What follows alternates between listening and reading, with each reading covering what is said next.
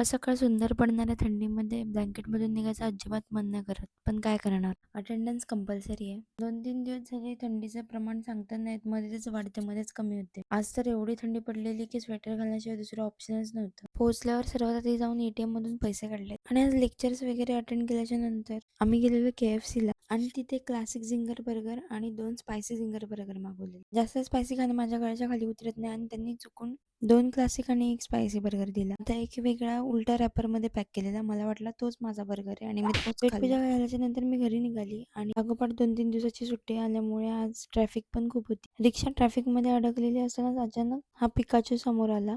म्हणजे लिटरली हेल्मेटसाठी पण soft covers निघाले. एनिवेज घरी आल्याच्या नंतर मम्मीने मिरगुटांचा घाट घालून ठेवलेला. आम्ही बसलेलो 3:30ला 5:30 झाले ते कंप्लीट होईपर्यंत आणि नंतर लिटरली माझे हात पूर्ण लाल पडलेले. खायला खूप छान लागतात पण बनवताना हालत खराब होते.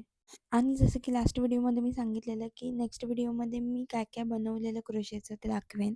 सध्या क्लासमध्ये चेन स्टिचेस कसे असतात, बेसिक फ्लावर्स हार्ट कसे बनवतात हेच चालू आहे. परफेक्ट नाही आहेत पण प्रॅक्टिस केल्याच्या नंतर होतील नीट. आज के लिए बस इतना ही. मिलते हैं नेक्स्ट वीडियो में. टाटा.